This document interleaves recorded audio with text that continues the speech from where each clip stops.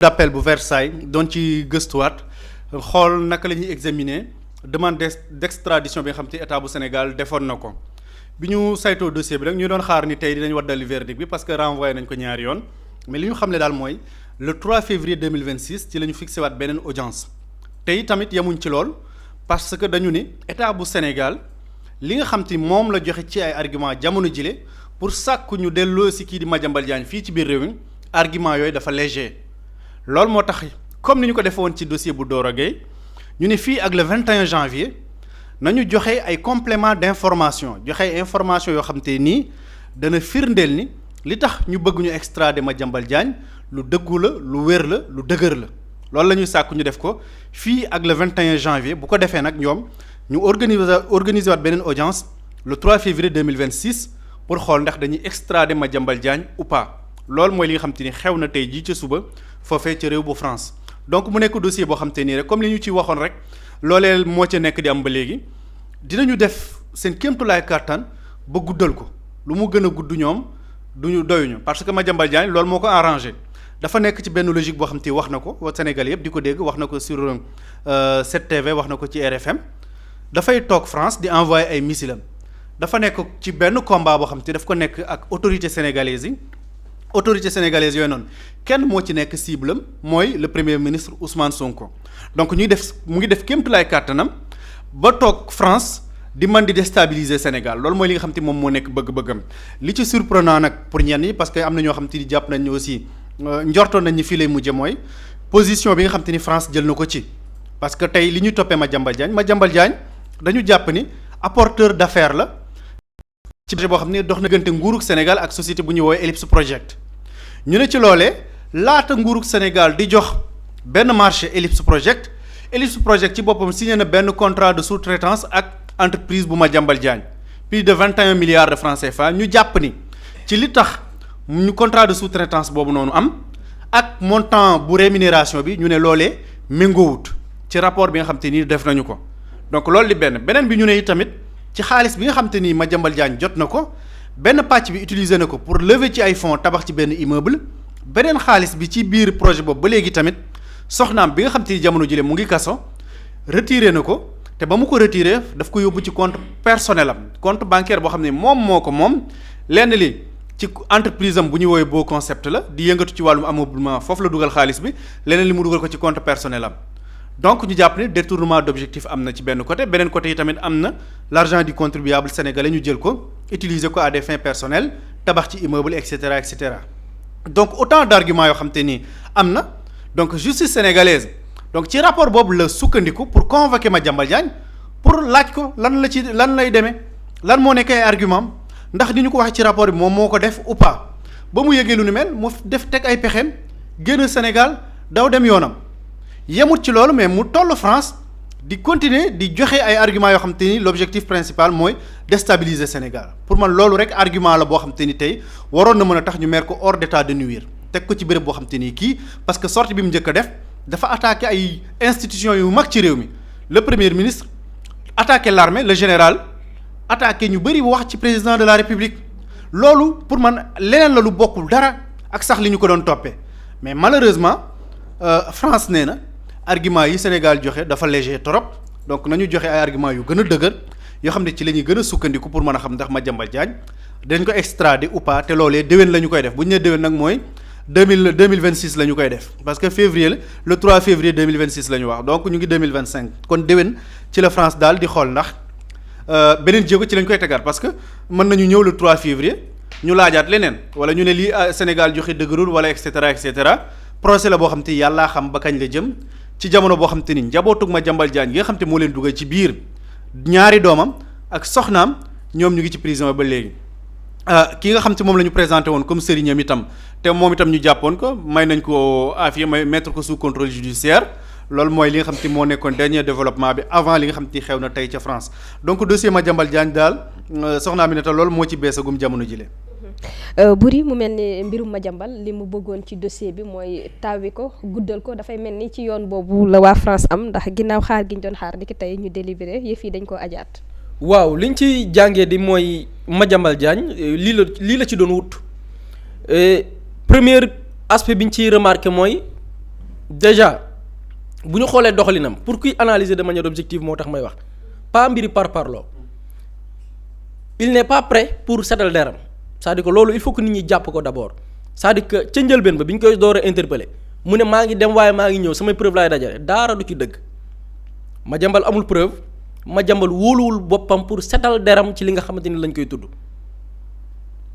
la preuve dafa dem après orienter le dossier jox ko une direction boo xamante ni règlement de compte la koy tuddee wala mbir moo xam ne dafa ñeel wàllu politique parce qu'il se considère nee na comme un politicien à part législative yi mu bokk ci liste Amadou Ba législative yi passé kan moo xam Madiambal ci politique kan moo ko xam mu am base politique kan moo ko xamee prétexte la woon pour dugg ci une liste pour que après mu ne je suis un politicien mais politicien même d'accord même bu nekkoon politicien est-ce que politiciens yi ñoom c'est des personnes exceptionnelles wala dañu am benn statut bu particulier ba politicien bu defee dara sax duñ ko topp man dama gëm ni sax ab politicien bu def dara la ñu war a rëqee ndiggam sax moo war a gën a diis keneen ki nga xam du politicien parce que un politicien mooy kii prétendre jiite dara wala un politicien bu ñu topp ci wàllum yoon mooy que ñu dénk dara na ko doxal ko mu def ci ay juuj njaaj kooku pour man bu ñu koy duma sax duma yaa war a gën a métti ko koo xamante nii sax du politicien dénkuñu ko ndombal tànk mais ci loolu la sukkandiku tey ba bëgg a jox le dossier benn orientation politique boo xamante ni nii tey kenn mënul wax ni c'est un dossier politique et je parle de l'incohérence de la France et après vous vous rendez compte parce que ce n'est pas le premier dossier bi nga xam ne moom la ñu teg tey ci table bi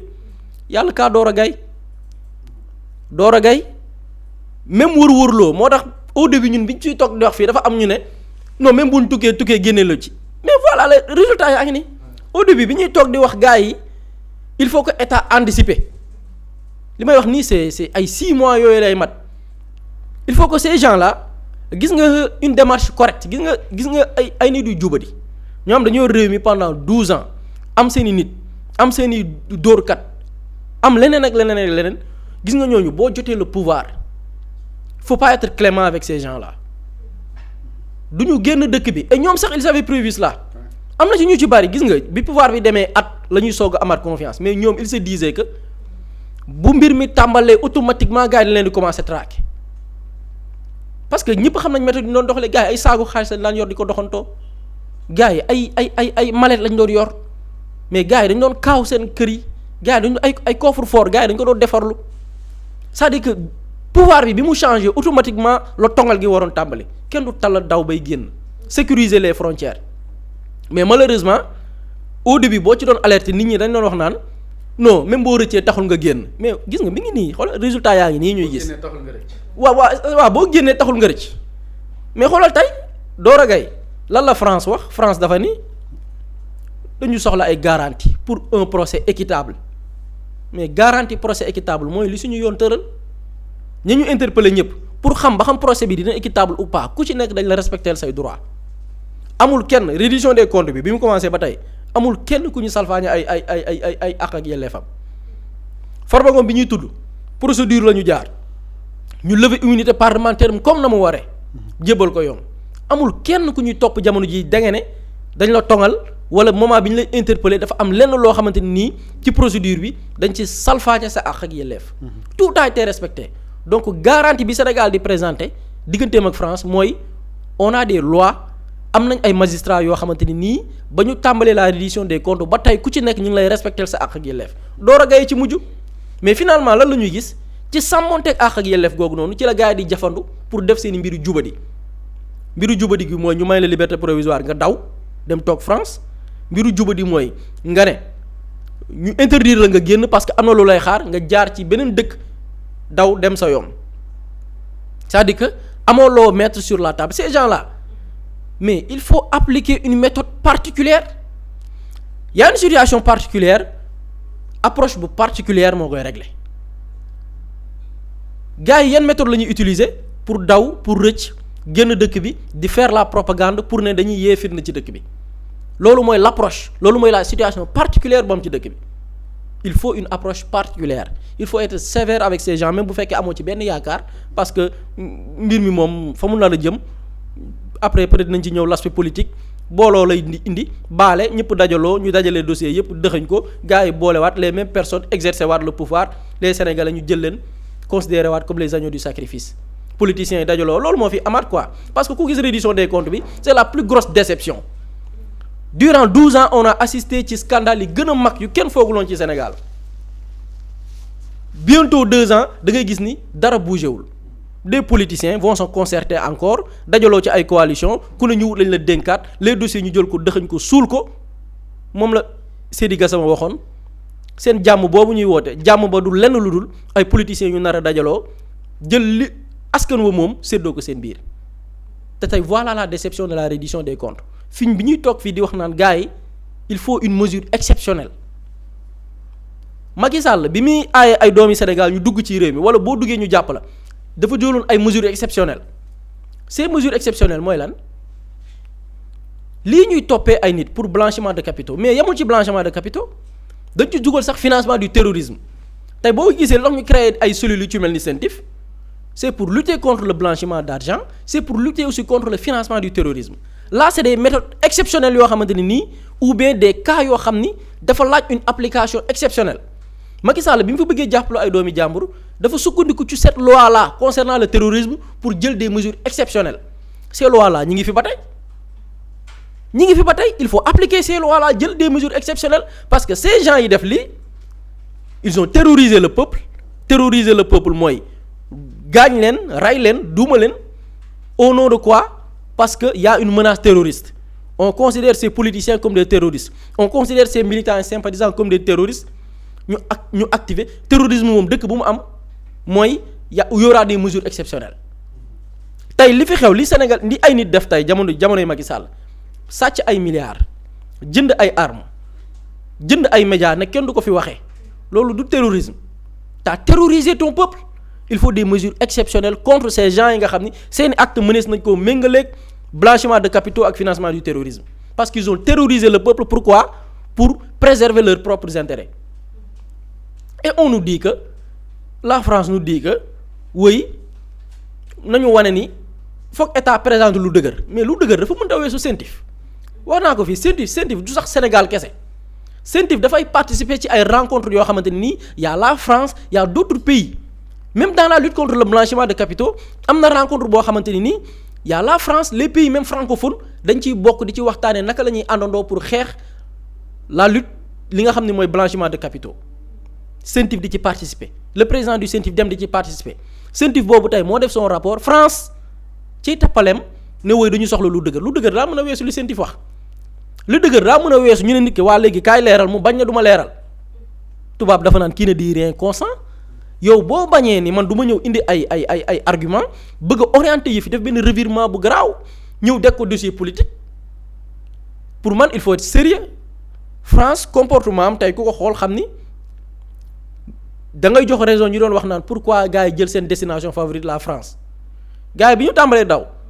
demuñu États-Unis demuñu ci yenn parce que États-Unis boo fa demee ñoom dañuy lutter contre le terrorisme bu baax a baax sànq rek Ismaël ñuy waxtaan mu naa États-Unis dem nañ ba tollu benn période boo xam ni dinañ la laaj sax ba xam yow da ngay def ay attaque ay mbiru terrorisme dinañ la ko laaj booy dugg si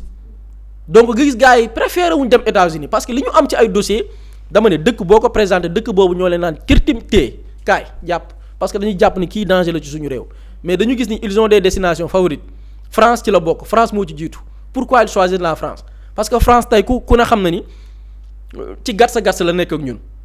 y a un discours souverainiste bi nga xamante ni nii suñu autorité ñu ngi koy tenir particulièrement mën nañu jël l'exemple du premier ministre en tout cas tey boo xoolee l'attitude Madiambal ka muy viser sax mooy le premier ministre dafa ne moo làqu ci ginnaaw lépp da ngay gis ni kon et am na kenn ku ko fi wax fii seen journaliste tappalekat yi am na kenn ku génne way discours yi premier ministre di tenir neexul France neexul Emmanuel Macron donc tey on se rend compte que dañu nekk ci dañuy fayantoog Sénégal et pour man leen yi responsabilité moo koy régler gis nga d'autres pays bu amee benn dëkk boo xam ni dafa am lu ñuy parce que lii ñuy xeex nii c'est pour notre sécurité blanchiment de capitaux gars yi xaalis bi ñu sàcc kenn xamul fu ñu ko dugal loolu kaaraange réew mi la parce que gis nga ñooñu blanchiment de capitaux loolu ñu koy xeex c'est pour même l'économie du pays parce que bu ñu bàyyi ay nit sàcc ay milliards di trouver des moyens ko injecter ci économie bi loolu dafay faagaagal économie réew donc suñu sécurité même sur le plan financier dafa nekk en jeu mais c'est des gens yoo xam ne tudd nañ leen ci lu ne gis nga y a des dossiers yoo xamante ni tey bu ñu ko fi sulee la reddition des comptes mais plusieurs personnes laa xam ne ni ñuy tudd nii jamono ji loxo dina dar gémmiñ nga gis ni ces gens dañ doon gérer le pays mais d'une manière boo xamante ni gis nga affaire de banditisme nguuru Macky Sall je vous jure mbiru banditisme dëgg lañ doon yoree réew mi gis nga ces gens là bu ñu ñàkkee le pouvoir yor milliards yu baree bari yor alal ju baree bari am des voyous yoo xamante ni ñoom lañ doon àndal di def li ñu doon def ces gens ils sont capables de tout comme li Ismaïla wax damay emprunter baat boobu ñooñu da nga leen di mettre hors état de nuire ñooñu warul ñu leen bàyyi fu ñu mën a yàqee parce que ba tey ñi ngi concocter ñi ngi créer ñi ngi tëgg ñi ngi nas des dossiers tey si on se permet Madiambal toog France utiliser des médias qui sont ici au Sénégal ne ñooñu ñooy nekk ces médias relais mu ne dafa jóg pour xeex li nga xam ne mooy le chef du gouvernement te fi mu koy jaarale mooy des rapports des documentations yoo xam ne lépp ay tappale la ne da koy tas ci penc bi nga gis ces mêmes médias continuent di inviter ay nit ñu yëkkati ay propos yoo xamante ni dans le sens de déstabiliser da ngay sax benn instant da nga naan est-ce que les sénégalais dañu voté woon pour ça quoi en fait est-ce que les sénégalais bi ñuy jóg prôner le changement ne ñi ngi dem ak un régime boo xam ne nii soxlawuñ ci sax deuxième tour premier tour ñu régler lépp mu jeex nga gis ni tey ces sénégalais là li ñu doon xeex la yées moo fi nekk di am parce que ñu jëloon réew mi en otage ñu dëkkoon di def propagande ñu dëkkoon di jibal loo xam ne du dëgg te fañ ko tegoon mooy seen bakkan parce que tey lépp leer na tey ñëpp xamoon nañ ni gis nga Macky Sall bi fi jógee scandale sur scandale lañ ko dégg nañ dégg ba dégg dossier yoo xamante ni nii xel musu koo xalaat dossier Madiambal bi ci la bokk ñaata ci sénégalais ñoo xamoon implication dans ce projet là ñi ko xamoon bëriwul lu néew la ci askan wi nga gis ni tey ces gens là se permettent am nañ refuge bu leen naree topp am nañ fu ñuy daw làqu fa ñuy daw làqu aussi dinañ am manière bu leen di couvrir di laaj ay garantie mënul weesu y a une cellule très crédible à savoir la CENTIF bi nga xam ne liggéeyam defu ko ci sukkandiku ci pression boo xamante ni soit premier ministre moo ko jox wala président de la république bañ na ko ba CENTIF ci liggéeyam ay banques ñoo koy envoyer des informations ces banques là c'est des banques privées Aminata yaay dem ibbi sa compte bancaire ci benn barab banque bi am lu ko régir ci ay textes ak réglementation maanaam soxna Aminata bu fi déposer nangam ci ay somme banque bi am na obligation signaler ko CENTIF Aminata bu dee Ismaïla defal na ko virement wu 100 milliards banque bi dafa am obligation signaler ko CENTIF ne ko am na ko tudd Ismaïla envoyé na Aminata nangam ci ay milliards CENTIF lii mën nañ ko dippee opération suspecte CENTIF saytul lii ndax amul benn justification bu ko Ismaïla layalee ci 100 milliards yi mu envoyé Aminata lii ana yoonu Ousmane Sonko ci biir ana yoonu président Diomaye ana yoonu magistrat yi la interpellé ana yoonu police sa banque bi nga dem ibbi compte moo la signalé yow ñu ne ok affaire état CENTIF dafa war a prouver est-ce que lii dëgg la wala yenu na maanaa la yenu maanaa mooy la banque am déclaré te ñu gis ko muy transaction yoo xam ne après gis nañ ko donc da ngay gis ne la France n'est pas sérieuse du tout dañu nekk ci defante goo xamante nii pour man acte moo koy répondre il faudra des actes même s'il faudra un communiqué boo xamante ni état du Sénégal da koy def interpeller la France ci lii ñu nekkee parce que d'autres pays yi nga xam ne ñu ngi doon prétendre li nga xamante ni mooy moom seen bopp France bu poser des actes dañuy bind benn lettre ouverte sax dañ koy bind lii mooy la position du Sénégal par rapport ak l'attitude de la France tey li ñu gis mooy dañu nekk ci jéem a làq ñoo xamante ni nii mënuñoo setal seen bopp di wut fu ñu daw làqu et je pense que responsabilité moo koy régler. tey lañ doon xaar kii di mbirum Madiambal Diagne ndax dañ koy delloo si fii ci réewum Sénégal am ndeet waaye dafay mel ni